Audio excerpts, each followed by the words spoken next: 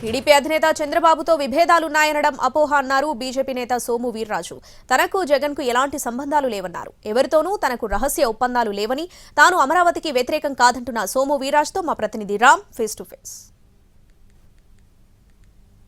స్థానాలు 5 ఖాళీ అయితే అందులో ఒకటి బీజేపీకి కేటాయించారు చివరి నిమిషంలో. అది సోము వీర్రాజుకి అవకాశం దక్కింది. దాని గురించి ఆయనతోనే మాట్లాడదాం.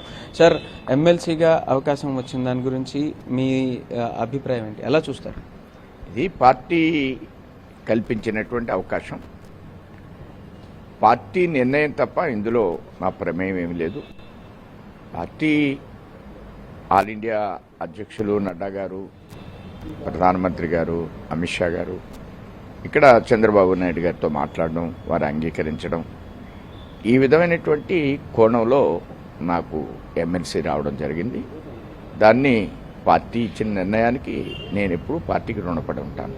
సరే, అయితే మరి చంద్రబాబుకి మీకు వ్యతిరేకత ఉంది, ఒకళ్ళంటే ఒకళ్ళకి పడదు, అటువంటి పరిస్థితుల్లో చంద్రబాబుతో కలిసి ప్రయాణించడం ఎలా అనిపిస్తుంది? ముందు వారికి నాకు వ్యతిరేకం ఉందని కానీ ఇవన్నీ పూర్తిగా అపోహలు మాత్రం.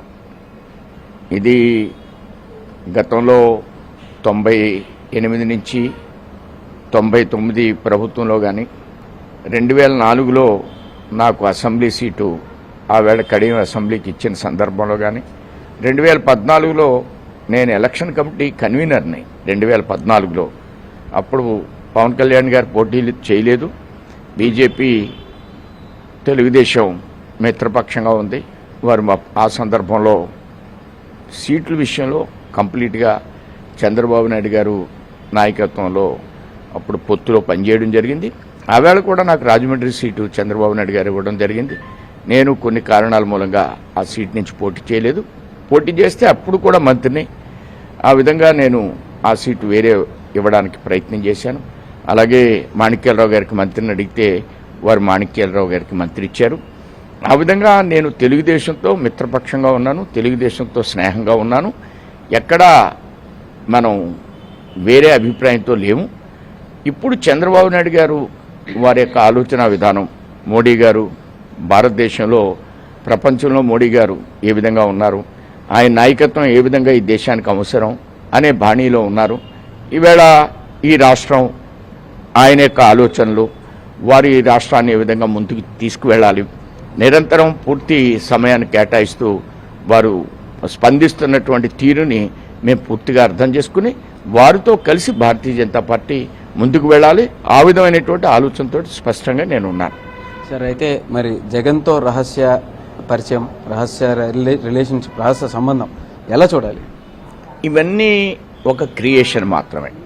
జగన్కి నాకు సంబంధం ఉండడానికి అవకాశం లేదు. ఆయన భిన్నత్వం, మేము జగన్ మీద ఫైట్ చేశాం అనేక సందర్భాల్లో. అటు అంతర్వేది ఇష్యూలో కావచ్చు, అటు విజయనగరం విషయంలో కావచ్చు, శ్రీరామచంద్రుడు, అలానే ఇక్కడ నేను గతంలోనే కొన్ని అంశాల్లో బద్వేలు ఎలక్షన్ తర్వాత ఆయనకు వ్యతిరేకంగా ఒక పెద్ద బహిరంగ సభ పెట్టాం. 4 చోట్ల బహిరంగ సభలు పెట్టడం జరిగింది. టిప్పు సుల్తాన్ విగ్రహం మీద పెద్ద ఎత్తున ఫైట్ చేయడం జరిగింది. బ్రాందీని నేను తక్కువ రేటుకే ఇస్తాను అంటే నన్ను అందరూ సారాయి వీర్రాజు అన్నారు. ఆ రోజునే చెప్పాను, జగన్కి వ్యతిరేకంగా ప్రజలు ఓటేయడానికి సిద్ధంగా ఉన్నారు. ఏ రోజైతే నేను బ్రాందీ కోసం మాట్లాడానో దాని ముందు రోజు ఆయనకి బటన్ నొక్కుతున్నాడు, కానీ బటన్ ప్రజలకు వ్యతిరేకంగా నొక్కుతారు ఎప్పుడు 24లో అని చెప్పడం జరిగింది. అదే జరిగింది. ఆ దృష్ట్యా రహస్యమైనటువంటి ఒప్పందాలు కానీ రహస్యమైనటువంటి ఆలోచనలు కానీ నాకు ఉండవు. సరే, అయితే